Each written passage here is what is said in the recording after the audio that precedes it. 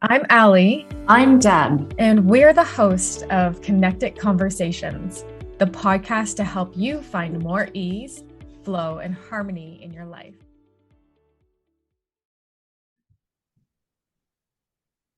Have you ever had one of your besties come up to you and say, "Oh my gosh, you have to try out this wellness trend.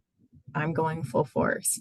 And everything inside of you says, "Ugh, not another thing that I don't want to do." I remember once my girlfriend was big into eating the same thing every day. I think it was a cabbage soup diet, like something like that. And I love variety. I love something new for lunch. I don't love leftovers. So my intuition screaming, this will never work for you. You hate all this. And yet the FOMO or the, okay, I'll join this wellness trend because this will help me lose the last 10 pounds or whatever.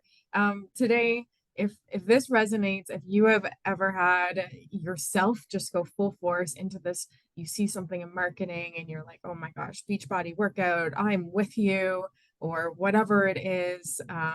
There's a ton out there. I actually started researching on ChatGPT yesterday, like what are some of these wellness trends? And some of them like, oh yeah, I've picked up on that. But we want to talk about you don't need to follow all these wellness trends and our thoughts on taking care of your health, your well-being, and what does that mean? Because there is so much information and it's double-edged sword. I think what an opportunity for us to have access to great information to support our health. And on the other side, how do you discern all this information so that it works for you and your body rhythms?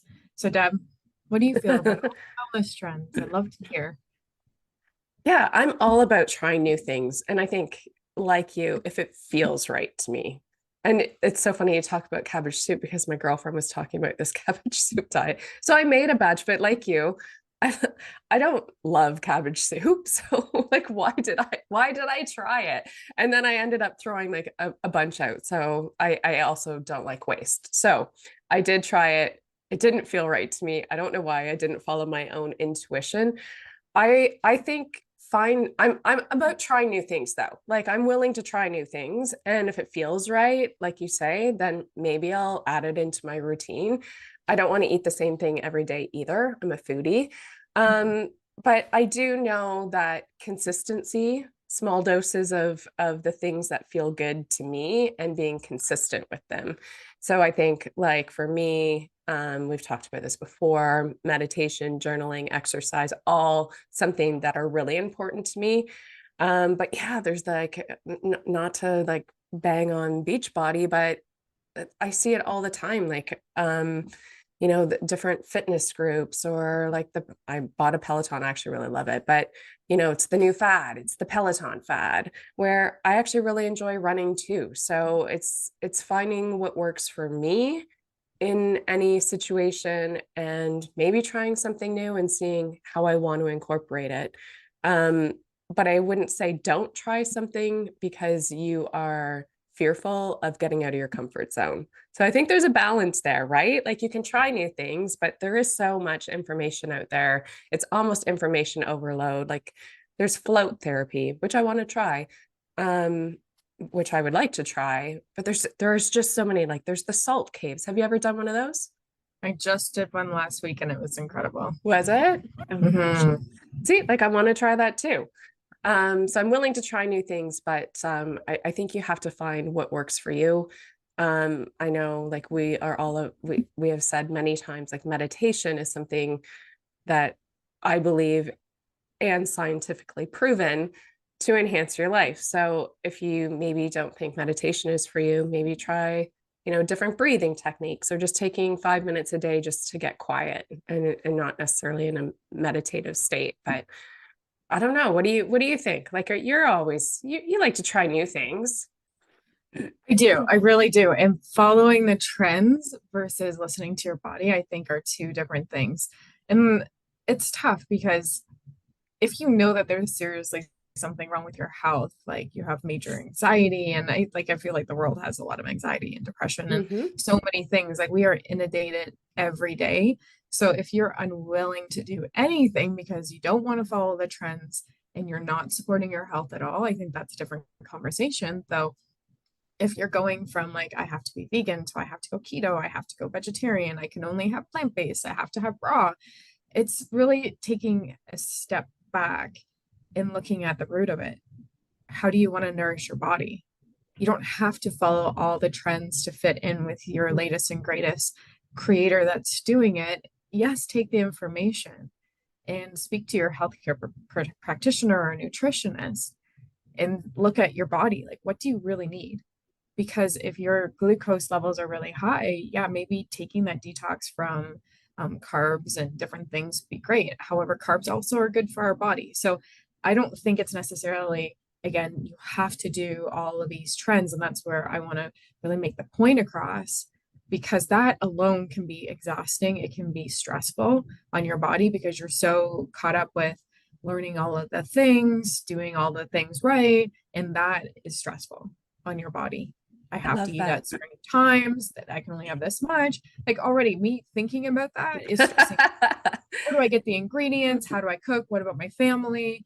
Everything, right? However, at the end of the day, it's asking yourself, how do you want to nourish your body? Because that's the goal, to feel I love nourished. that. I love that, like asking your body. You just take a few minutes and just get really quiet. What does my body want? Does my body want, loads of potato chips and fatty fried food? Probably not. Your body wasn't How do you really feel? How yeah. do you feel after you eat that shit? Because Right. I know when I binge on chocolate, and again, like that's my MO. Like, I will binge on chocolate. It's like, this is not healthy for me. And So what kind of foods does your body want? Does your body want to move? Does your body, and does your body want to do beach body? Maybe your body just wants to go for a walk. And what's your balance? And we talk about balance all the time.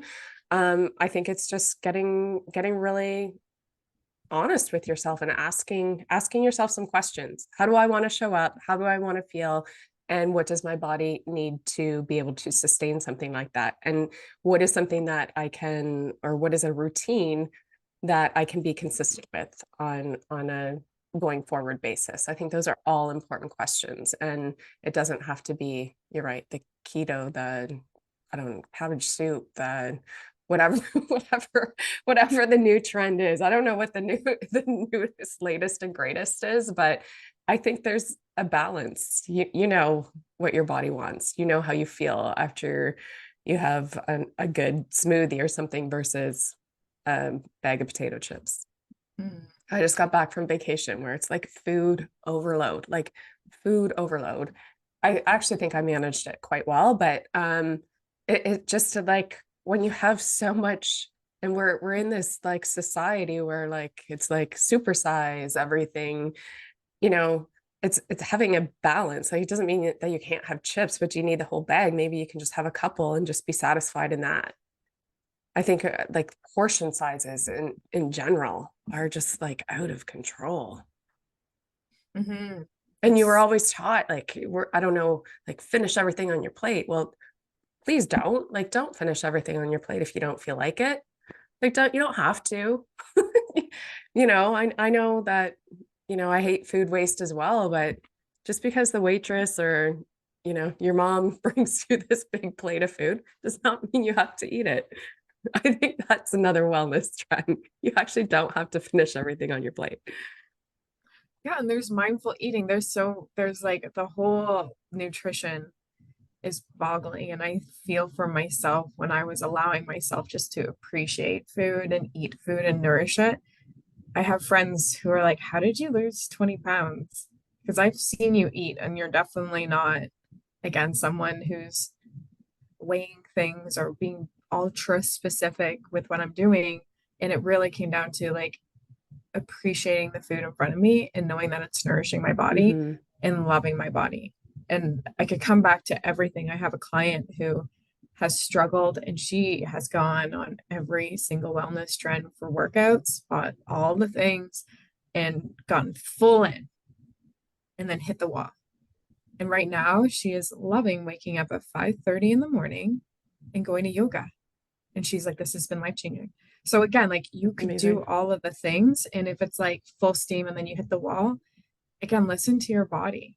Because if you are someone that loves to gradually get into the day or end your day with a nice yoga practice, then that might be the thing that you go to. And it's not because yoga is the latest and greatest trend, because it's definitely trending. Or if you know that you got a lot of aggression, you just love working up a sweat, that might be kickboxing, or you with your running, it's like you get that runner's high. So you can join the trends. And I would encourage you to spice things up and do something different with your girlfriends and make it healthy and fun. So it doesn't have to be like your boy buying all the gear and doing all the things just to feel like that's going to take you to where you want to be, because that's really not the point. The point is like, how do you want to appreciate yourself and honor your body? At the That's end of so the day, that's true. what I feel. And I think there's just so much, well, we've talked about this before too, so much pressure to have a certain type of body. You know, Mm, love that you have to love the body you have to have the body you love. And instead of like having punishing workouts at the gym, if that's not for you, find something that you love to do. And it doesn't have to be hours a day. And I think that's another thing. Like in order to have like a beautiful body or whatever that is for you, you have to like punish your body with these hour-long workouts. And that's just not the case. It's just find what you love, find what your thing is in order to move your body, because your body wants to move in some, whether it's a walk in nature, which is just as great as going for a run. So I like that. nature. Yeah, just Nature. be in nature. If you're gonna catch on the trends, catch on the ones that are just like loving you, appreciating Get you. outside. Like that's the number one. Like scale everything back. Take the tech detox and just let it go.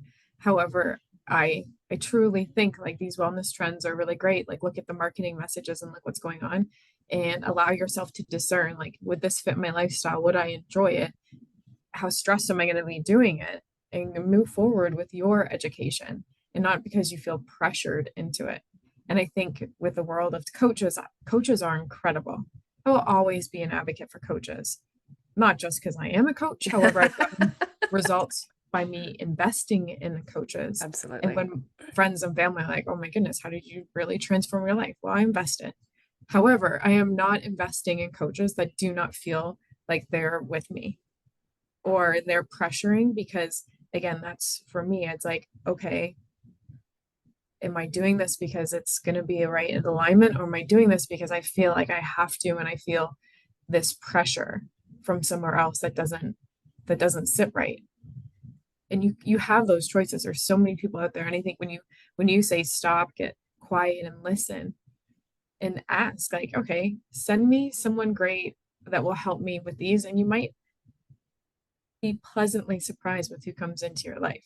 Or maybe that's how you found this podcast, because you've been struggling for years and you want to get off the hamster wheel. Like jump off, man, have a nap, relax, like just chill for a bit, because that will allow you to be more clear with what you want than just the action. Like just chill, have some recovery. And we have the wellness wheel. Do your wellness wheel. What are some areas of your life that maybe you don't find balanced and maybe you need some support in? And maybe that is finding a coach and finding somebody who resonates with you.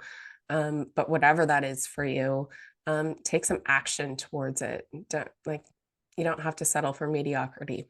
You can be amazing in every area of your life if you choose. And I think Mhm. that's when it comes to, our mind, body, soul, it's a choice. We always have a choice to do something different if you want to. So instead of looking at working out as a punishment, or like maybe you're not happy maybe with your physical body, instead of punishing it, choose to love it and choose to move it. And maybe choose, you know, not necessarily a diet, choose to find healthy, nourishing foods. And if you change the perception of what you're doing, you'll see faster results because you're choosing it and you're choosing to love your body. So however you do that, I hope we've given you some good nuggets of information here. Make sure if you are loving this podcast to like, subscribe, and share it with your friends.